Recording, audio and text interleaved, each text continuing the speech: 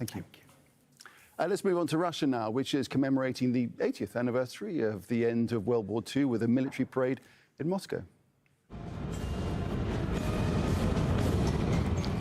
Yes, the event is drawing global attention with dozens of world leaders in attendance, including China's President Xi Jinping. Troops from Russia's allies, including China, Egypt, Vietnam, Myanmar and several former Soviet states, all participating in the parade. President Putin proposed a three-day ceasefire to mark the occasion, but Ukraine's President Zelensky rejected it as a theatrical performance. Yulia Shapovalova has more now from the parade in Moscow. 11,500 troops marching in Red Square, 1,500 of them those who've participated in Russia's so-called special military operation in Ukraine. Military units from 13 Russian allies, including China, Egypt, Vietnam, Myanmar and several former Soviet states. All of them have been among those marching. Hundreds of units of military hardware as well as some aircraft, but the air parade was quite limited this year due to security concerns. The security is very tight in order to prevent any provocations. Around 28 world leaders are here in Moscow to participate in the parade and to have meetings with President Vladimir Putin, Chinese President Xi Jinping and President of Brazil Lula da Silva, head of the Palestinian National Authority Mahmoud Abbas and Serbia's President Vučić, the Slovak Prime Minister, the leaders of Armenia, Belarus, Kazakhstan, Venezuela, Vietnam, Egypt and many others. That's the way Russia's marking the 80th anniversary of Victory Day, commemorating Soviet and Allied forces' victory over Nazi Germany. It's marking the end of World War II in Europe. The Soviet Union role was enormous. It became the main battleground of World War II in Europe. Nazi Germany threw the largest contingent of troops into the Eastern Front and lost millions of its soldiers. The Soviet Red Army stopped their onslaught and pushed them back. And of course, it's a very sad day, a day of remembrance for all the victims of this war, all the fallen soldiers and civilians. The war engaged the efforts of the entire civilian population of the USSR.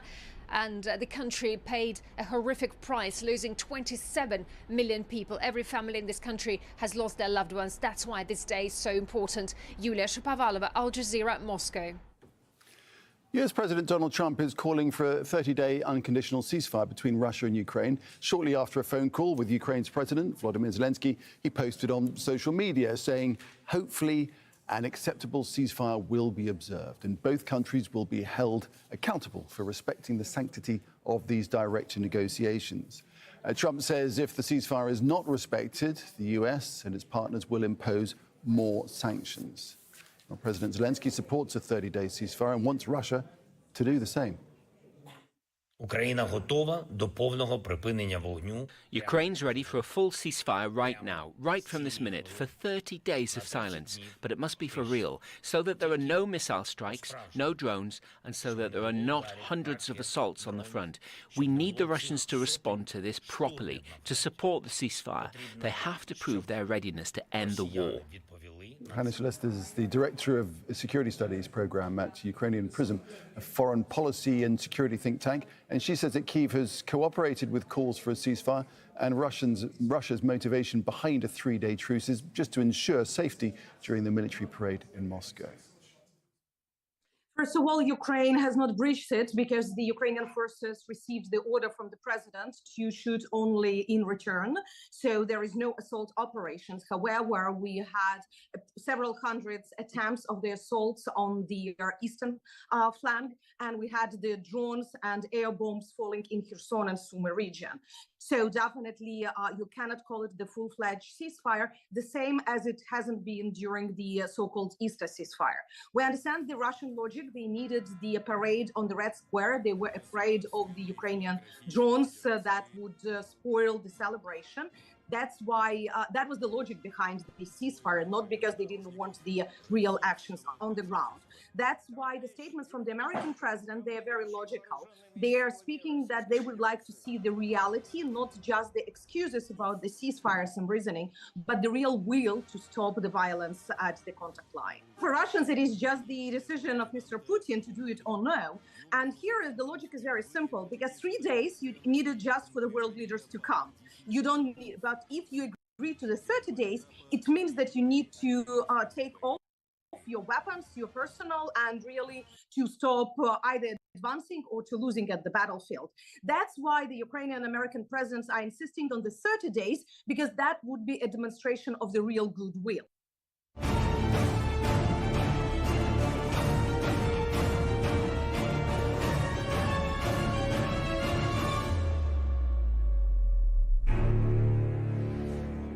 The United States has hinted at a plan to restart deliveries of aid into Gaza, saying Israel will take part in providing security, but not distribution. The U.S. ambassador to Israel, Mike Huckabee, says more details will be revealed in the coming days.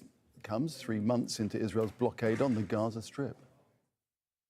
Israel is not doing anything.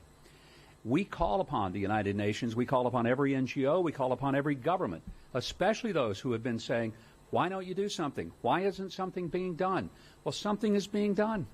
So we invite people who have been concerned about it to join in this process. I will be the first to admit it will not be perfect, especially in the early days. It's a logistical challenge to make this work and to make it work well. Oh, let's get the latest situation from Hani Mahmoud, who joins us from Gaza City. So, Hani, in the face of all this talk, the situation, of course, on the ground just remains the same. Well, the situations, Nick, remain quite difficult and challenging. In each passing day, we're seeing signs of hunger, signs of starvation and dehydration everywhere we go across the Gaza Strip. Just take us as a representative sample of the larger community here. On a daily basis, we struggle to find drinking water. We struggle to find food. We've been living off tuna cans that are running out of the market, let alone the majority of people in displacement camps or inside evacuation centers who do not have a proper access to any of the food supplies available. What we're looking at right now is a combination of ongoing blockade, the mass bombardment, and destruction of the critical infrastructure that have trapped 2.3 million people in a very conditions that are unfit for humans at all. It's just getting worse by the hour. UNICEF already warned that as many as 1 million children are at risk of malnutrition, and many of the cases, counted by the hundreds, are in remaining operational health facilities. World Food Program announced that it ran out of stocks completely. Many of the community kitchens have shut down and do not provide meals for displaced people across the Gaza Strip. 25 bakeries have been forced to shut down due to ongoing bombardment. The remaining bakeries are not operational due to the lack of fuel and the lack of flours. So all in all, multi-layered, dire, critical humanitarian situations for the people across the Gaza Strip. But it's not an exaggeration that we're seeing people walking down the streets in Gaza City and dropping down due to severe hunger and severe dehydration. Many people are not eating at all, and they ration whatever supplies they have inside their tents or in their temporary shelter just to provide for their children. But the fear now, this is also running out without any alternative. There is nothing making up for the acute shortage of food supplies. When it comes to hospital, we're looking at overwhelmed health facilities, and as many as 3 cases that they documented of dying because they were not able to sustain the injuries that they had in the past few days attacks across the strip. 3 of them, and many are at risk of losing their lives simply because not only supplies inside hospital ration and doctors are prioritizing cases, but also the acute shortage of medical supplies, making it very difficult for them to provide medical treatment. Many of these injuries are treatable. Many of the diseases are treatable, but the lack of medical supplies just making it very difficult and leads into worsening their conditions in each passing day. All right, Hani, the problems just continue, go on and on. Hani Mahmoud reporting there from Gaza. Well, Israel has confirmed that at least 2 soldiers have been killed in an explosion in Rafah on Thursday in southern Gaza. A number of other Israeli troops were wounded and taken to hospital. The blast caused a building to collapse. The armed wing of Hamas says its fighters were engaged in intense battles with Israeli forces. A Palestinian student activist who was detained and threatened with deportation from the United States has spoken with Al Jazeera about his experience. Mohsen Madawi, who's originally from the occupied West Bank, was released by a court in his home state of Vermont last week Our correspondent, Kristen Salumi, began by asking him about his arrest during what was supposed to be the final interview for his US citizenship. The agents were hiding in the lobby of the office, and others were hiding in cars in the parking lot. And the way I believe that it is a trap is their whole plan was to ship me to Louisiana so I would be isolated from my community and from legal support. They had the airplane tickets, commercial flight, printed with my name on it. Smoke weed every day. That we missed the flight by 9 minutes. Might have been a different outcome. I mean, if the plan worked out as they have laid it down, we would not be having this interview. How did growing up in the West Bank influence your activism? As a child, I saw my best friend getting shot in front of my eyes, and I held him, and he was perished.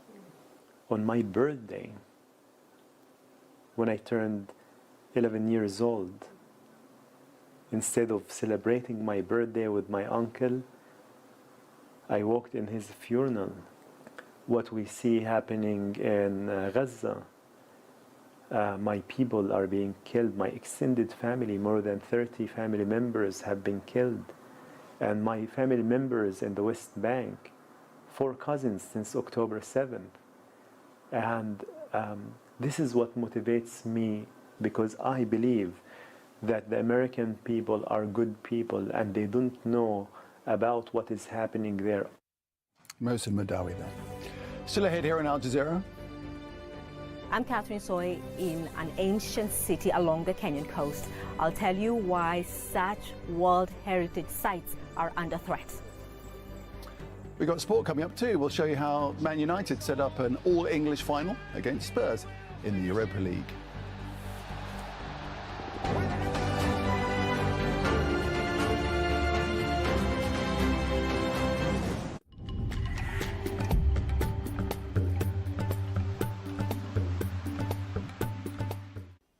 Hello everyone. Looking more like a snowstorm swiped eastern Spain in Valencia province, but this was a hailstorm. There's been a nasty weather maker over Iberia. Still more rain to go today on Friday around Barcelona. You've also got some heavier pockets of rain over northern Portugal around Porto.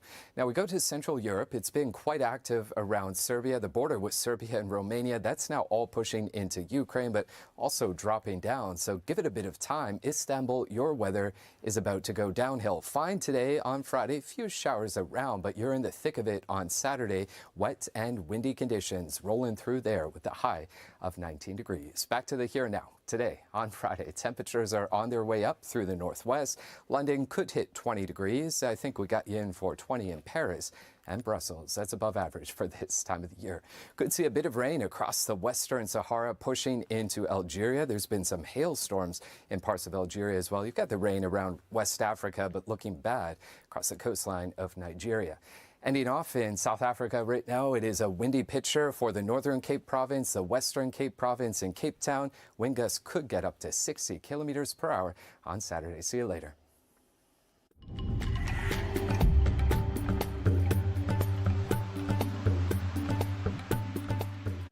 A chillingly dark chapter in the Kosovo war.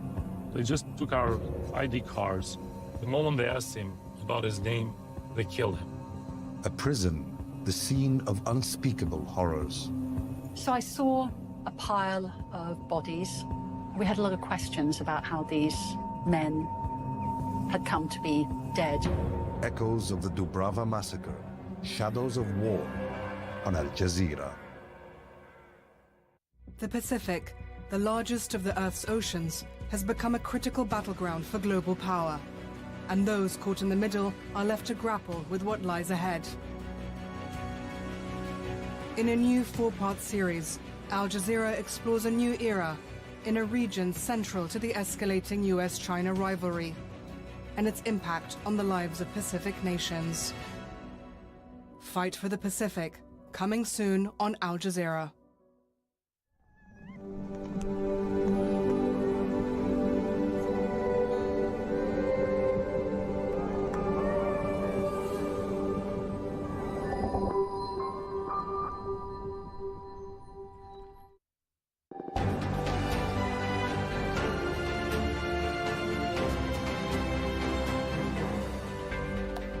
Hello again, you're watching Al Jazeera. A reminder of our top stories this hour. And cross-border shelling along the line of control in Kashmir between India and Pakistan continues for a third day. Both sides accuse each other of escalating hostilities.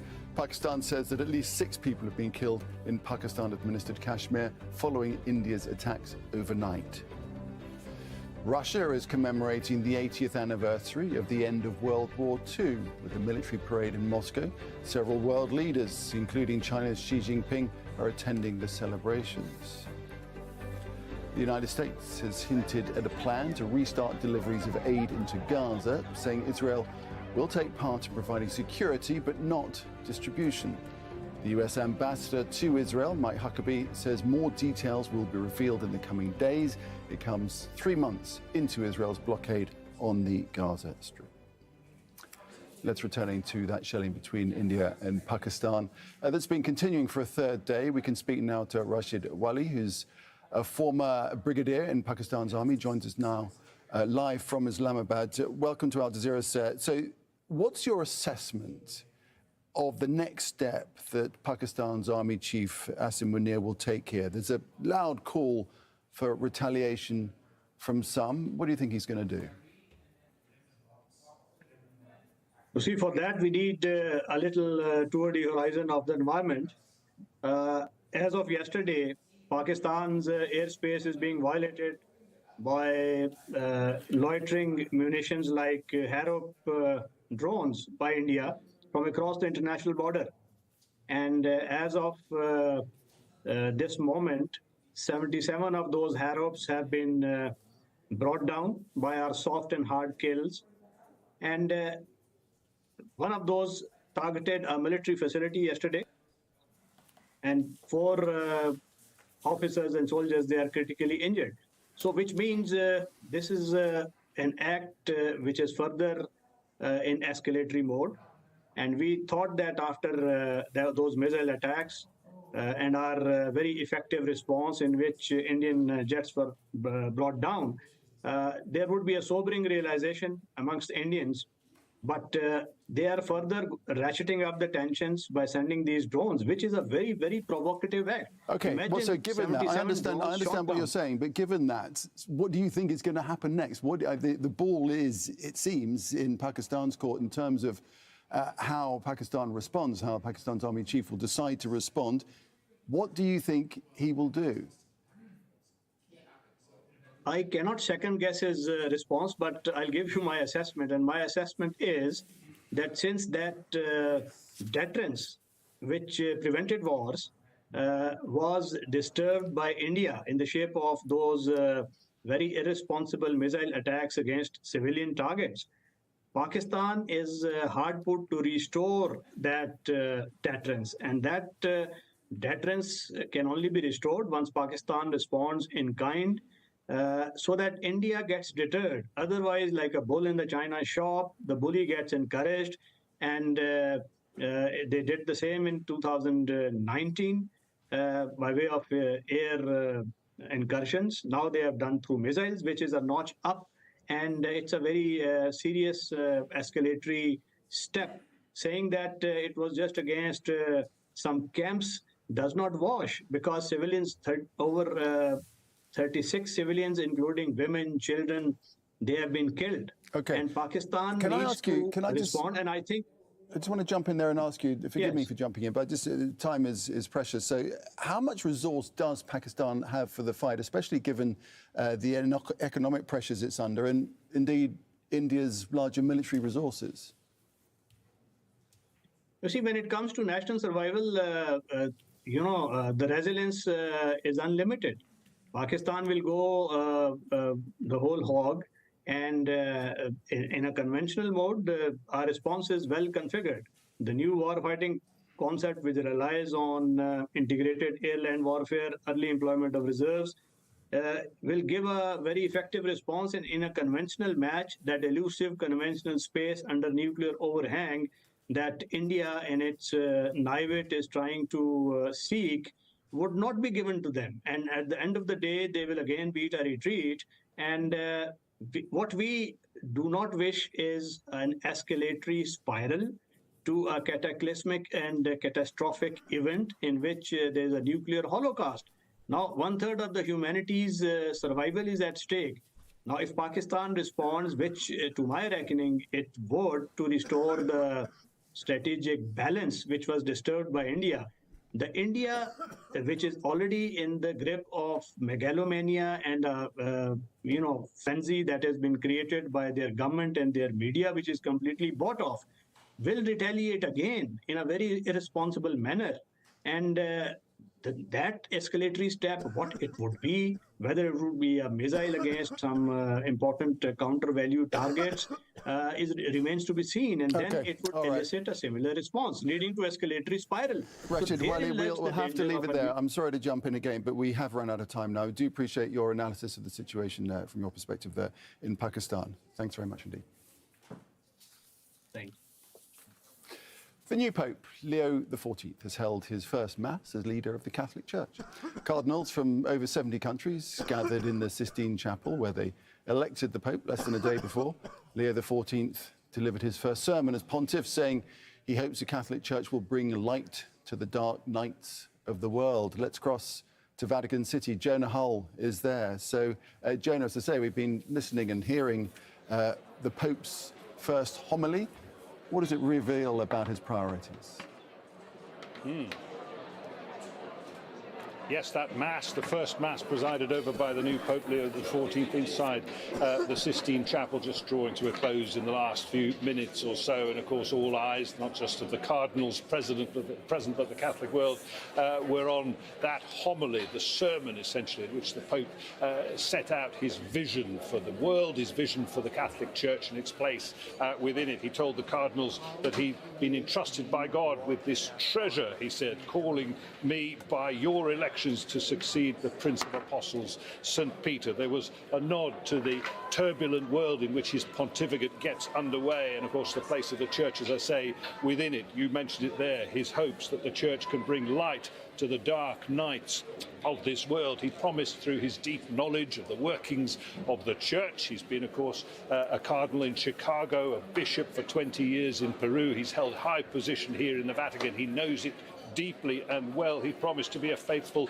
administrator of the Church, and of course in a nod to his immediate predecessor Pope Francis, the liberal reformer, and his embrace of the poor, the marginalized, his deep humility, Pope Leo XIV saying the Church should be judged by the holiness of its members and not by the grandeur of its buildings, and building indeed on the words that he uttered immediately after his election here on St. Peter's Square on Thursday evening. We get the picture of a Pope who has pledged to be a bridge builder in a divided church, a peacemaker in a troubled world, and a man clearly with a keen embrace of charity, of suffering and of the poor. Yes, indeed, Jenna. This Pope, at this moment in world affairs, whichever direction you look, is highly significant.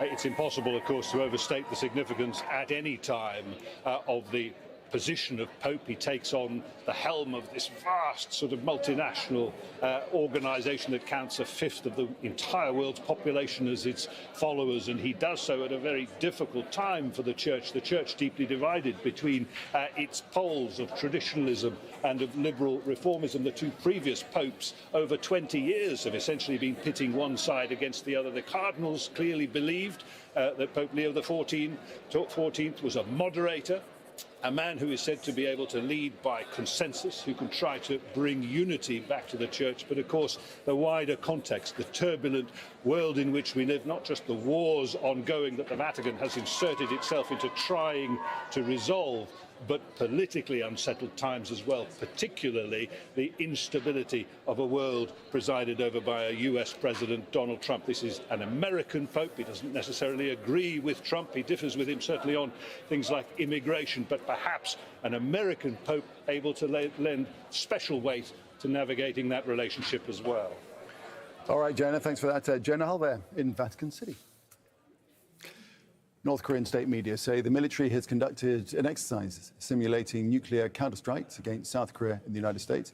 South Korea is calling it a clear act of provocation, Leader Kim Jong-un reportedly supervised the testing of several short-range ballistic missile systems and rocket launchers. To Hong Kong, where an enterprise union is warning of potential employee layoffs in companies reliant on the American market. Businesses are feeling the pain of the Trump administration's import levies, together with the end of a customs exemption on cheaper exports from Hong Kong and mainland China. Laura Westbrook reports now from Hong Kong. Richard Chan says he started his Christmas decoration business 28 years ago to bring joy, but the uncertainty from US tariffs is causing him concern. Around 87% of Christmas decorations sold in American stores are made in factories in mainland China like this one. Chan has started production on an order from his US buyer, as it typically takes months to make and ship products to the United States. He says the US accounts for around 10% of his business. If they don't want the products, I will incur losses. I hope this situation resolves quickly. It's really painful to keep dragging this out.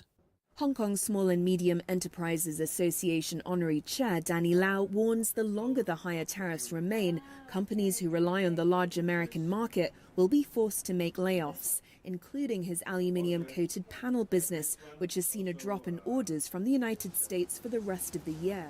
If you don't have business, why I need the staff for? Unless you're trying to open up other markets successfully. But open up another market is not easy. Hong Kong is pressing ahead with looking to new markets, with leader John Lee heading to Qatar and Kuwait. Experts say the trade war triggered by Donald Trump's tariff policies is nothing less than a resetting of the rules, and that many businesses are treading water as they wait to see at what level tariffs will eventually land. But the longer it takes to resolve this standoff, the worse it is for businesses in the long term. So far, Hong Kong is maintaining its free port status, but the US no longer treats Hong Kong as different from mainland China, and trade taxes apply to imports from both locations. Beijing has responded with its own levies on some American goods. Experts say the city will need to adapt to this new reality. For Hong Kong, the US-China economic relationship is vital to know what its trade volumes will look like, at least with the United States, as well as all of these other deals that are happening around the world. All of these will affect Hong Kong as a global port. Richard Chan says the next 2 months will be crucial for the world's two biggest economies to strike a deal, or there will be mounting risks that American consumers won't be able to enjoy a Merry Christmas season. Laura Westbrook, Al Jazeera, Hong Kong. Well, the United States and the United Kingdom have reached a trade deal. It's the first such agreement since President Donald Trump began imposing wide-reaching global tariffs. Trump and the British Prime Minister Keir Starmer announced the deal in a televised phone conversation. The UK says it will reduce tariffs on British cars and eliminate levies on steel and aluminium. Trump says the deal will lead to more sales of US agricultural products. Both countries have agreed that the economic security is national security and will be working together as allies to ensure that we have a strong industrial base, appropriate export controls and protections for key technologies and industries like steel. Steel is a big factor. Both countries will become stronger with steel and things necessary for military. You know, we used to build ships and other things literally at a level that nobody's ever seen, and we've eased up, and I would say that the UK certainly eased up, but now we're going to be uneasing both, and we work together. Senegal's parliament has voted to order a special court to try 5 former government ministers accused of corruption. They served under former President Macky Sall and have been accused of diverting money from a fund meant to fight the COVID-19 pandemic. The opposition says the case is a witch hunt. MPs also voted to lift immunity from prosecution against 2 opposition lawmakers linked to the allegations. Africa is home to the greatest number of endangered cultural sites in the world, but only 10% of the locations on UNESCO's World Heritage List are on the continent. Climate change, looting and rapid development are among the factors that pose major threats to their preservation. Catherine Soy reports now from the Gedi Monument in Kenya's Kilifi County. An ancient coastal city that holds many secrets. Historians say it was built in around the 11th century, long before the transatlantic slave trade, before there was a country called Kenya. It was a thriving trading town, and it's one of 8 World Heritage Sites in the country. But when it comes... The director of Gedi Monument, Hussein Aden, traces its history to Persians who came to East Africa to trade. After some 200, 300 years, it was assumed that the first settlers, the first inhabitants left the town. It was assumed that maybe the local people. The second, it's been assumed now it is Arabs and Africans. Researchers say the last of the residents packed up and left at the turn of the 17th century. It's not clear why. This is the palace. The city itself was extremely wealthy. It had mosques, houses, and well-constructed tombs. Now, historians say that the architecture is a marvel, but not much is known about what happened here.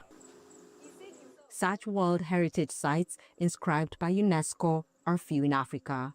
Some are under threat from, among other things, climate change, neglect, and war. Cultural heritage is being destroyed by during armed conflicts, and we are seeing it. We're seeing it in Ukraine. Now we're seeing it. We've seen it in Syria. We've seen it in Iraq. We've seen it in Mali, in Africa, and I think even in Uganda.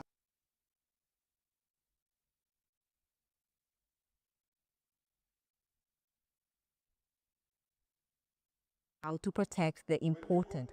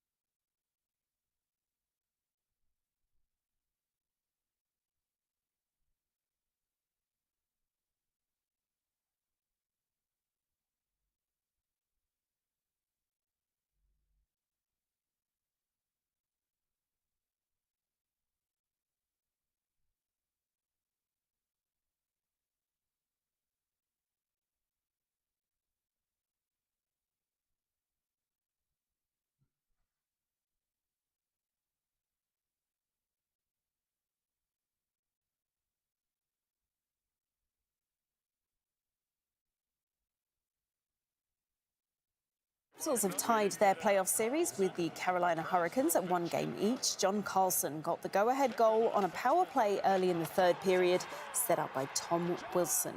Wilson returned in the final minute to put the puck into an empty net and seal their 3-1 victory. They'll head back to Raleigh, North Carolina for Game 3 on Saturday.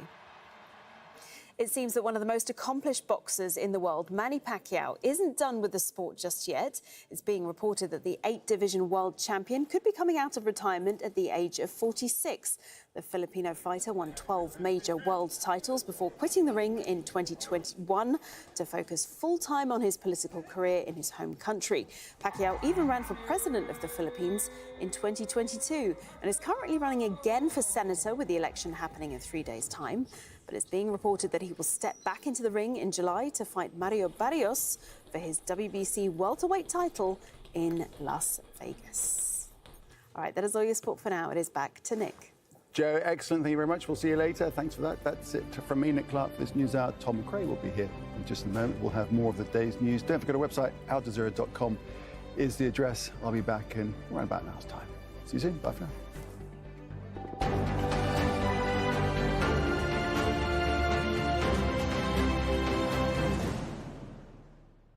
President Trump got the tariffs that he's dreamt about for years, but how will it affect America and the world? With renewed war in Gaza and instability spreading across the entire region, what are President Trump's true goals in the Middle East? A quizzical look at US politics, the bottom line. Stories of determination and joy from Mali. Si on arrive à éduquer les enfants d'aujourd'hui, à déjà voir notre métier comme un métier. And Rwanda. Mbere abazungu bataraza ubu abanyarwanda bakunda kwiyogoshesha gutya ariko bitewe n'amateka. Short documentaries from African filmmakers. Africa Directs on Al Jazeera. For many Bangladeshi clothing exporters, Donald Trump's new tariffs have come as a shock. The U.S. is Bangladesh's single biggest export market. The ready-made garment industry is crucial. It employs 4 million people, mostly women, and contributes 10% to gross domestic product. Bangladesh's ready-made garments industry could suffer major losses because of the higher U.S. tariffs. The increased cost may make it more expensive for American buyers and weaken its competitive edge. While some industry players are alarmed, others remain cautiously hopeful that diplomacy and negotiations will help. From Palestine to Pakistan, from Syria to Myanmar, Al Care Foundation has delivered Kubani to over 4 million people.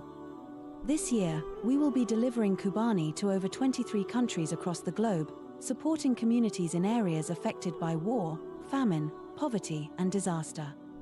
Donate your Kubani now with Al Care this Eid al-Adha. The greater your sacrifice, the greater their Eid.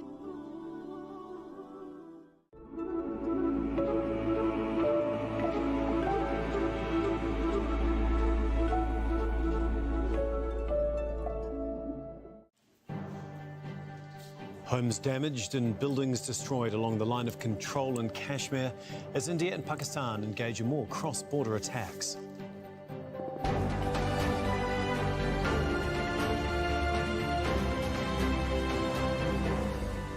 I'm Tom McRae, this is Al Jazeera Live from Doha. Also coming up.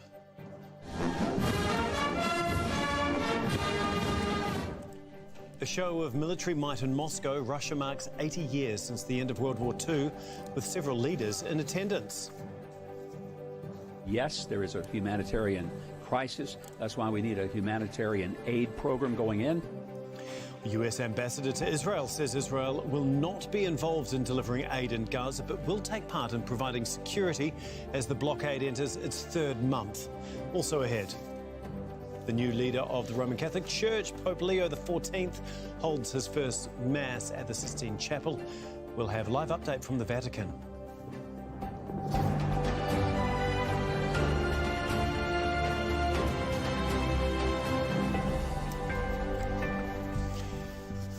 Cross-border attacks have been continuing between India and Pakistan for a third day along the line of control in Kashmir. Now, both sides accuse each other of escalating hostilities. Pakistan says Indian shelling overnight has killed at least 6 people in Pakistan-administered Kashmir. We have correspondents in both countries. Kulsum Sharif is in New Delhi and Kamal Haider is in Islamabad. We'll be speaking to them in just a moment. But first, this report from Bernard Smith. There's not much left to salvage from this home in Indian-administered Kashmir, destroyed by Pakistani shelling overnight on Thursday. Villages on the Indian side of the line of control have been subjected to multiple attacks by drones and other munitions, according to India's military. It's very tense. There's been heavy shelling. We saw projectiles flying through the sky. We sheltered in our homes. It's the first time I've ever seen anything like this in my life. It was a horrible sight, and people in Jammu and Kashmir are frightened. India's army says Pakistani troops have been responsible for a series of ceasefire violations along the line of control. Normally bustling border towns, this is Poonch, are deserted. Residents have been told to stay in their homes. So the situation is quite serious. There are many loud sounds heard during the night. We just want peace and calm. If the governments sit together and resolve things through dialogue, that would be a good thing. But if there is a war and conflict, then our countries will go back 100 years. For Indian Kashmiri families displaced from villages along the line of control, a college has been turned into a temporary shelter. India and Pakistan have been exchanging fire since India's military targeted what it calls terrorist camps in retaliation for a deadly attack on tourists in Kashmir, which it blamed on Pakistan. Islamabad has denied involvement. It's the worst confrontation between the neighbours in more than 2 decades. Bernard Smith, Al Jazeera. We're going to go to Kulsum Sharif. She joins us from New Delhi now. And Kulsum, can you just bring us up to date with the latest on the cross-border shelling? Well, Tom, Friday morning seems to be bringing some sense of calm. We are not getting no reports of any firing in the border regions, but it comes after a long night, sleepless nights for many of the people living in villages in the border areas who were either woken up to the sound of shelling and who had to be evacuated in the thick of night. So it's many of them have moved to shelters around the area, but it's a loss of lives, it's a loss of livelihood, and many of them fear when they could come back to safety. While this is happening, the Interior Ministry is reviewing security across the country. The border security forces say they have killed 7 who they call terrorists and have caused considerable damage to a Pakistani post. Now, security has, of course, been heightened in New Delhi, the capital, and its surrounding areas. Now, the Interior Ministry is also looking at security across all airports and even the ports. Now, much of this is being played out on social media where fact and fiction are coming together. There's a sense of fear, whether it's people in Delhi or there's people in Bangalore, which is south of India, where mock drills and air sirens are taking place. Well, let's face it, Kashmir has been a flashpoint between India and Pakistan. And there have been cross-border attacks in the past. There's been blame game between the 2 countries. But for the first time, this sense of added escalation with the whole population being involved, saying that you must be prepared for anything. People are wondering how far this can go. And like you say, disruption is being felt right across the country with the Indian Premier League, which has just suspended all cricket matches for at least a week.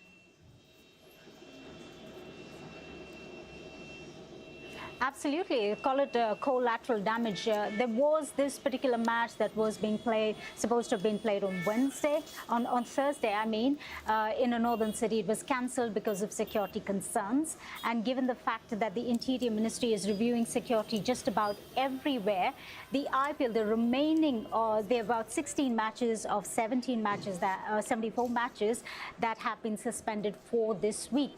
It is, of course, for security reasons. because the government says they kind of have to have the security situation in the picture, but tickets have been sold, people have made their plans, people are traveling for these matches that have been taking place across the length of breadth of the country. Obviously, it's not something many people are happy about. Indeed. Thank you so much, Kulsum Sharif, there for us in New Delhi. I'm going to go to Kamal Haider, who's in the Pakistani capital, Islamabad. And as we've heard, claims and counterclaims on both sides. But can you just bring us up to date with what Pakistani officials are saying about this latest fighting along the line of control?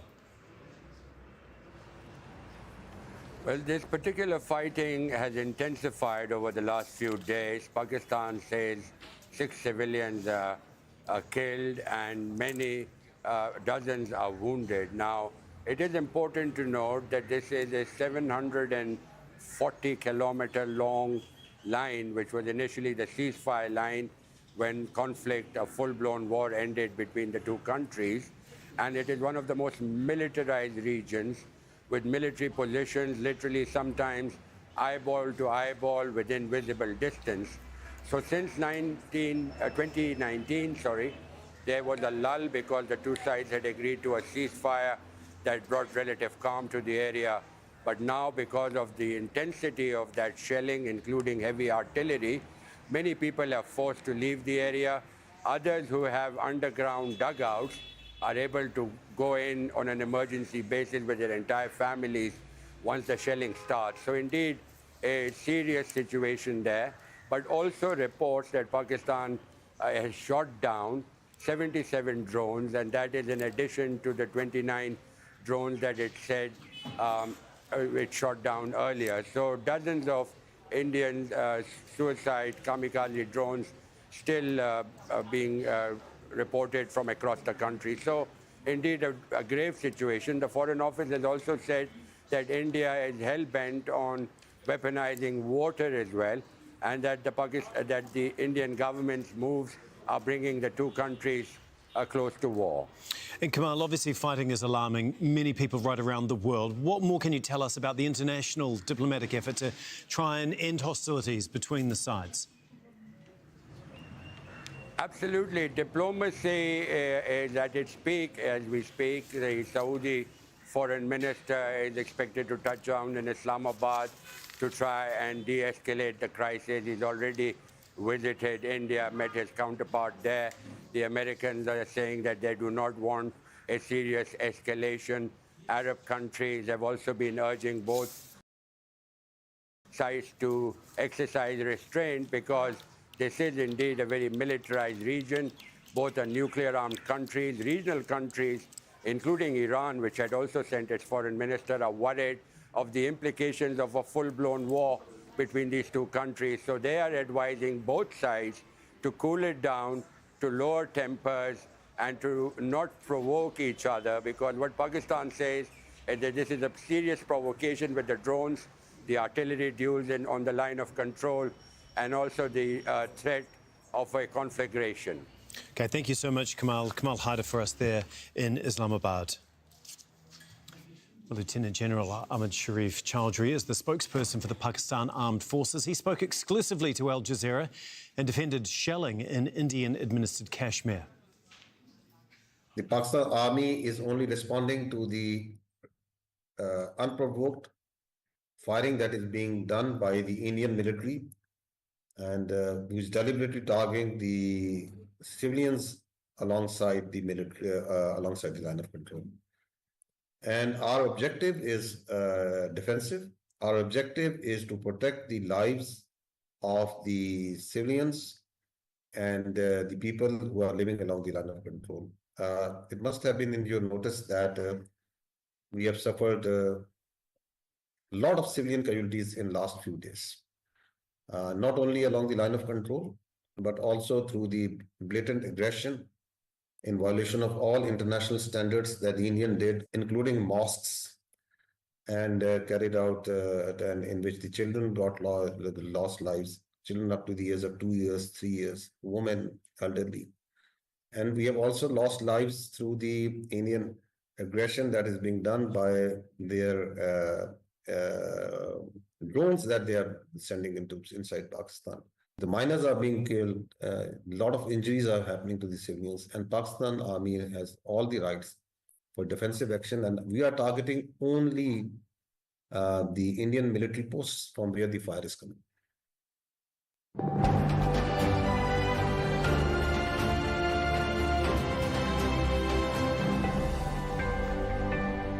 To Russia now, which is commemorating the 80th anniversary of the end of World War II with a military parade in Moscow.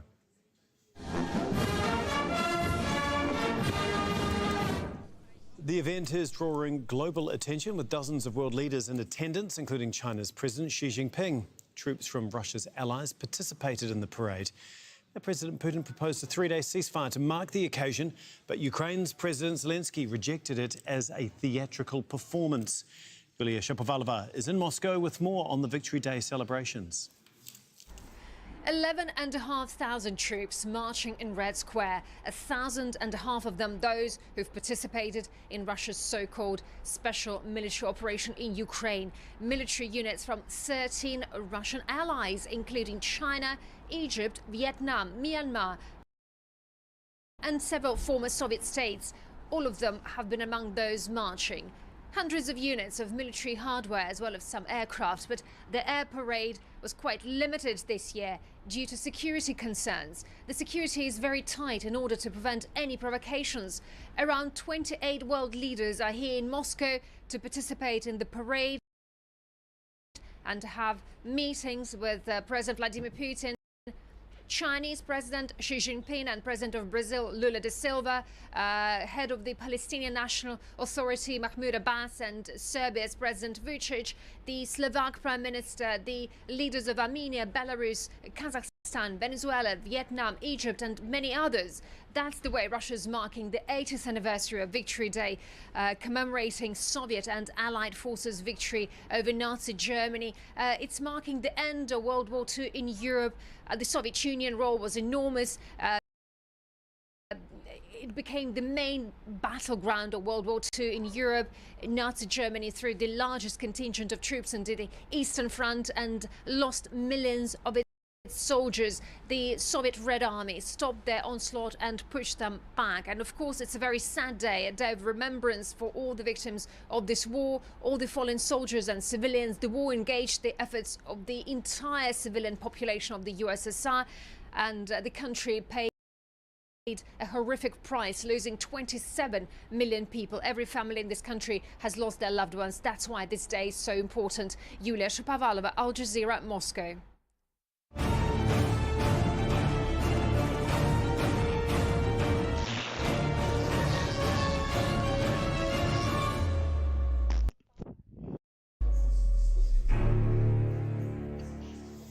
The United States has hinted at a plan to restart deliveries of aid into Gaza, saying Israel will take part in providing security but not distribution. The US ambassador to Israel, Mike Huckabee, says more details will be revealed in the coming days. Now, it comes 3 months into Israel's blockade on the Gaza Strip. Israel is not doing anything. We call upon the United Nations, we call upon every NGO, we call upon every government, especially those who have been saying, why don't you do something? Why isn't something being done? Well, something is being done. So we invite people who have been concerned about it to join in this process. I will be the first to admit it will not be perfect, especially in the early days. It's a logistical challenge to make this work and to make it work well. Hani Mahmoud is in Gaza City with more on how Palestinians are coping in the middle of a humanitarian crisis. We're seeing signs of hunger, signs of starvation and dehydration everywhere we go across the Gaza Strip. Just take us as a representative sample of the larger community here. On a daily basis, we struggle to find drinking water, we struggle to find food. We've been living off tuna cans that are running out of the market, let alone the majority of people in displacement camps or inside evacuation centers who do not have a proper access to any of the food supplies available. What we're looking at right now is a combination of ongoing blockade, the mass bombardment, and destruction of a critical infrastructure that have trapped 2.3 million people. in a very conditions that are unfit for humans at all. It's just getting worse by the hour. UNICEF already warned that as many as 1 million children are at risk of malnutrition, and many of the cases, counted by the hundreds, are in remaining operational health facilities. World Food Program announced that it ran out of stocks completely. Many of the community kitchens have shut down and provide meals for displaced people across the Gaza Strip. 25 bakeries have been forced to shut down due to ongoing bombardment. The remaining bakeries are not operational due to the lack of fuel and the lack of flours. So all in all, multi-layered, dire, critical humanitarian situations for the people across the Gaza Strip. And it's not an exaggeration that we're seeing people walking down the streets in Gaza City and dropping down due to severe hunger and severe dehydration. We're still ahead here on Al Jazeera. A string of many close calls prompts the Trump administration to announce an overhaul of air traffic control systems in the US.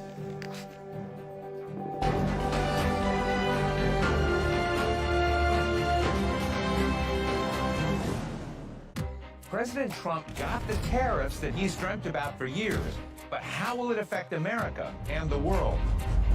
With renewed war in Gaza and instability spreading across the entire region, what are President Trump's true goals in the Middle East?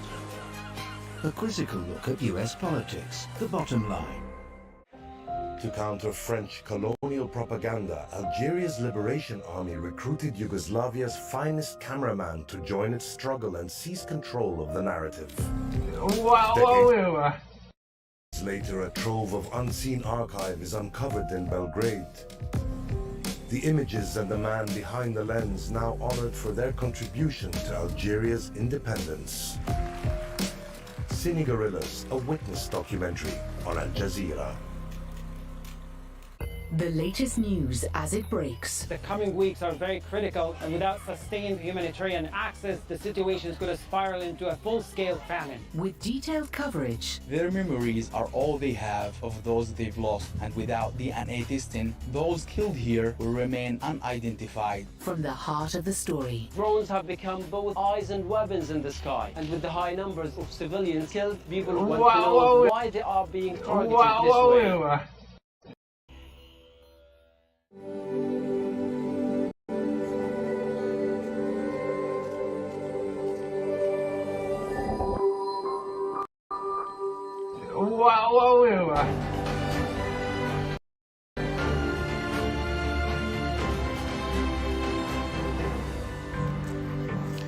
You're watching Al Jazeera. A reminder of our top stories this hour. Cross-border shelling along the line of control in Kashmir between India and Pakistan has been continuing for a third day. Both sides accuse each other of escalating hostilities.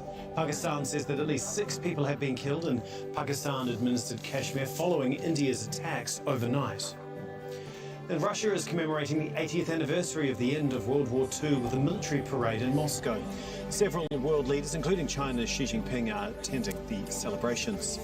The United States has hinted at a plan to restart deliveries of aid into Gaza, saying Israel will take part in providing security, but not distribution. US Ambassador to Israel says details will be revealed in the coming days. It comes 3 months into Israel's blockade of the Gaza Strip.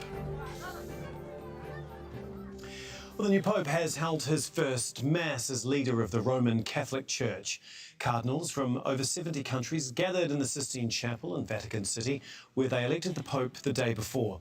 Leo XIV delivered his first sermon as pontiff, saying he hopes the Catholic Church will bring light to the dark nights of the world. Well, Jonah Hull joins us from Vatican City now. So, Jonah, what has the Pope's first Mass revealed about his priorities? Yeah, less than 24 hours now since the conclave concluded electing Pope Leo XIV. The entire College of Cardinals now were present again inside the Sistine Chapel for his first Mass, they were listening intently, the Catholic world indeed listening intently, particularly for that first homily, the first sermon of the new Pope, in which he would set out his vision for the world, his vision for the Catholic Church within the world. And there were plenty of clues talking about a turbulent world in which his pontificate gets underway, not just politically, but in terms of ongoing wars. As you said, he hoped the Church could bring light to the dark nights of this world. There was reference to the state of the governance of the Catholic Church here in the Vatican, currently in some financial crisis, some say because of mismanagement. He promised to be a faithful administrator of the Church, and then of course a nod to his predecessor, Pope Francis, and his often displayed attributes, particularly of humility. He talked about the Church being judged by the holiness of its members, not by the grandeur of its buildings. And so when you add that to his words, Pope Leo XIV, when he first appeared on the papal balcony here, a Pope who has pledged to be a bridge builder within a divided church, a peacemaker in a turbulent world, and one who, as I say, following in the footsteps of Pope Francis, has a keen eye clearly on social justice, one who has pledged to move always towards charity, towards the suffering and towards the poor. Jonah, as you alluded to there, this is obviously an important time for the Catholic Church. Can you just explain the significance of this Pope at this moment? It is impossible ever really to overstate the importance of the job of Pope. He is taking on the mantle, the supreme control over the Catholic Church, this global multinational organisation that counts more than 1/5 of the world's population as its followers, and he does so, this Pope, at a difficult time for the Church, deeply divided between traditionalists and reformists after the previous two popes have spent the best part of the last 20 years pitting one against the other. He must have been seen by those cardinals as a moderate who has the ability perhaps to rule by consensus and draw those sides closer together. And of course there is this turbulent political world in which his papacy begins. Not just ongoing wars, where he's pledged to be a peacemaker, but crucially the deep instability, political instability of a United States led by President Donald Trump. This is an American Pope. He's no fan of Donald Trump or his immigration policies, but perhaps with the weight, the moral weight, and the weight of the Church to be able to navigate that relationship. Thanks so much, Jonah Hull, for us there in Vatican City. Senegal's parliament has voted to order a special court to try 5 former government ministers accused of corruption. They served under former President Macky Sall and have been accused of diverting money from a fund meant to fight the COVID-19 pandemic. The opposition says the case is a witch hunt. MPs also voted to lift immunity from prosecution for 2 opposition lawmakers linked to the allegations. The trade deal's been reached between the United States and the United Kingdom. It's the first such agreement since President Trump began imposing wide-reaching global tariffs. Now, Trump and British Prime Minister Keir Starmer announced the deal in a televised phone conversation between Washington and London. The UK says it will reduce tariffs on British cars and eliminate levies on steel and aluminium. Trump says the deal will lead to more sales of US agricultural products. Both countries have agreed that the economic security is national security, and will be working together as allies to ensure that we have a strong industrial base, appropriate export controls and protections for key technologies and industries like steel. Steel is a big factor. Both countries will become stronger with steel and things necessary for military. You know, we used to build ships and other things literally at a level that nobody's ever seen, and we've eased up, and I would say that the UK certainly eased up, but now we're going to be uneasing both, and we work together. The Trump administration says it will upgrade the aging air traffic control system across the US after a series of near misses. It says it's also trying to hire more air traffic controllers despite laying off hundreds of aviation employees in February. Heidi Jo Castro reports from Washington.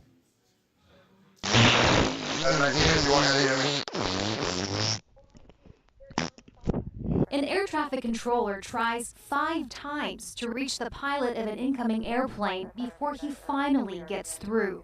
I got you loud and clear now, United 251. It was by sheer luck that a 30-second communications and radar blackout at Newark Airport last week did not result in tragedy.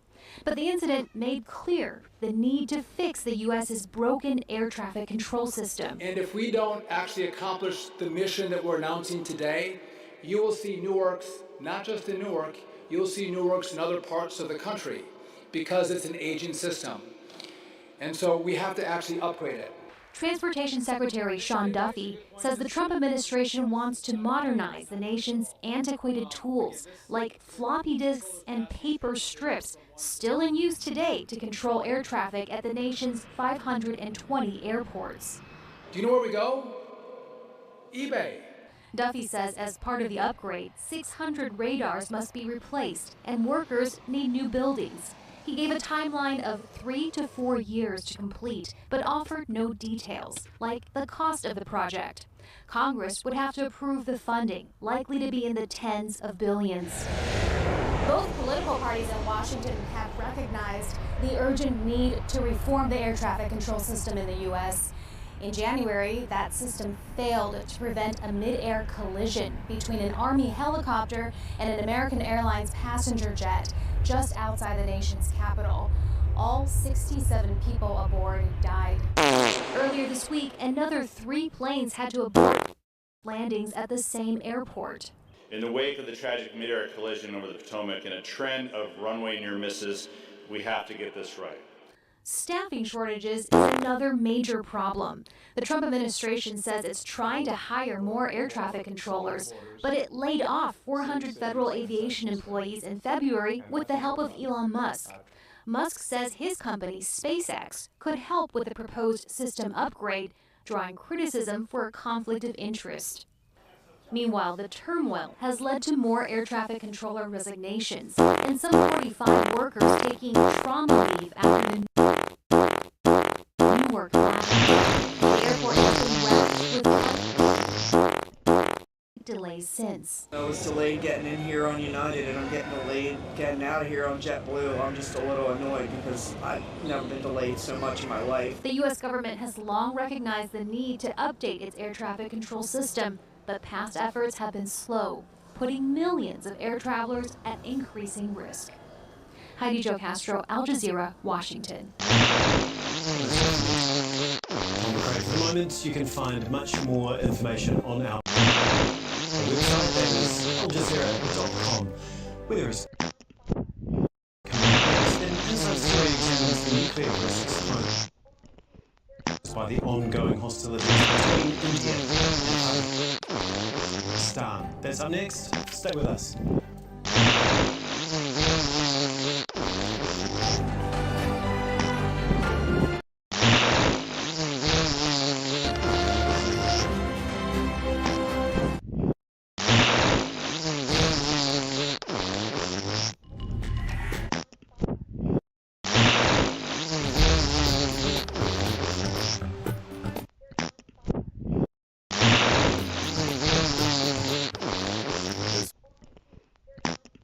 Winds are finally starting to die down across the Middle East. We'll get there in one sec, but we begin these stages of the seasonal rains really ramping up. It's going to be a high of 22 degrees. All of this wet weather through islands, Taiwan, and southern China. Expect some thundery downpours. Here we go for the Middle East. Still that breeze through Iraq, but not nearly as strong as it has been over the last few days. So this is going to allow for temperatures to come up. 43 in Kuwait, 39 in Manama, and 37 degrees in Doha. Could still see a bit of lifted sandy dust swirling around for the eastern province of Saudi Arabia. Bit of wet weather to go in northern Pakistan, northwest India as well, but I think some of those weather alerts will be downgraded. The rain's not as intense through Maharashtra, Gujarat, and Rajasthan states. As we look toward the east, it's calm, not as much active weather here, especially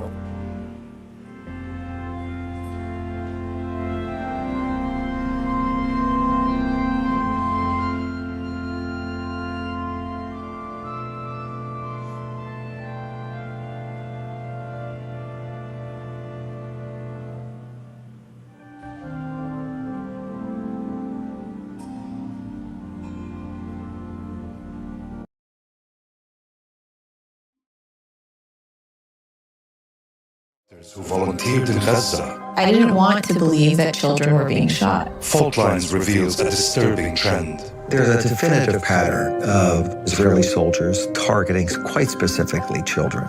Most of them were under the age of 10. If this was your child, would you want the world to turn their back on you? Kids Under Fire on Al Jazeera. Mounting international concern over the India-Pakistan conflict as both are armed with substantial nuclear arsenals. Atomic bombs have only been used twice, 80 years ago on Japan. What nuclear risks do the current hostilities pose? This is Inside Story.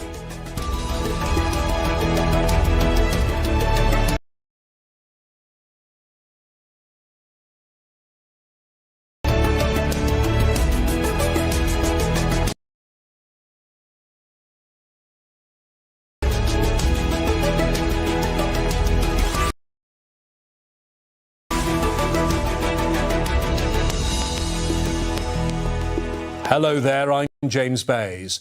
A shooting attack killing Indian tourists in Kashmir last month, blamed by India on Pakistan, which it denies, has escalated into a conflict now causing deepening international anxiety. That's because it pits two nuclear powers in direct confrontation. Each has a vast army. India estimated to have more than 5 million military personnel compared to 1.7 million for Pakistan. But it's their non-conventional firepower that's of most concern. India began nuclear tests in the 1990s.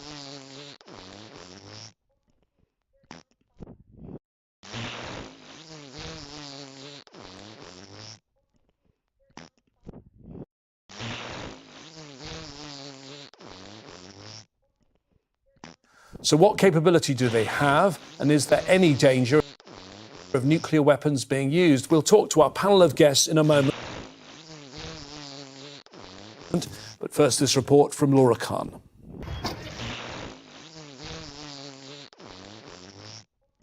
This is the aftermath of a sharp and dangerous escalation between neighbours.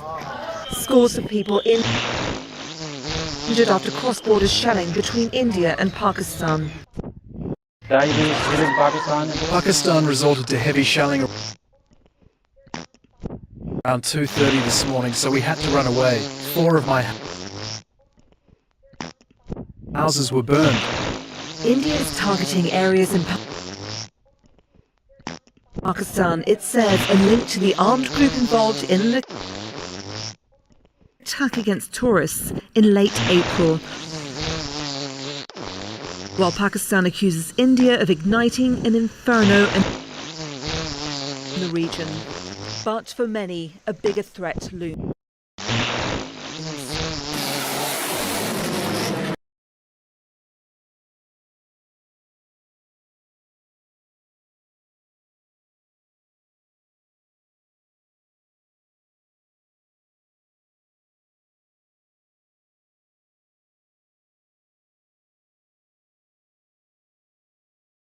Pakistan possess more than 170 nuclear warheads each.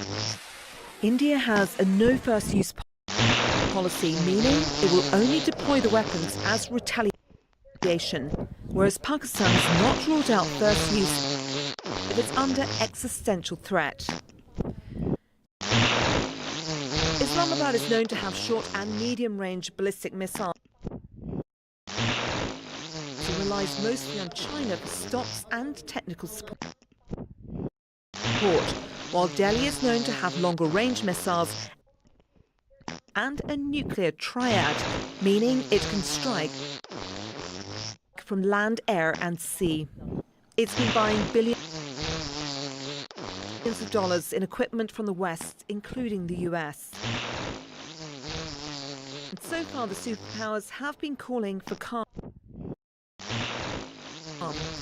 In India, the latest headlines have been ramping up war rhetoric against their neighbour. If there are military attacks on us, there should be no doubt that it will be met with a very, very firm response. And Pakistan's Prime Minister also had fighting words. We pledge that the blood of every fallen martyr will be avenged. The coward enemy targeted innocent civilians and showed themselves as mighty and brave, but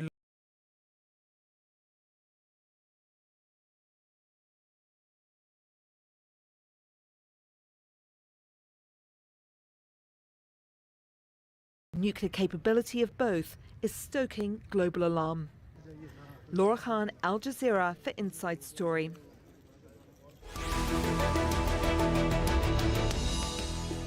Well, a very complex subject today, but you don't need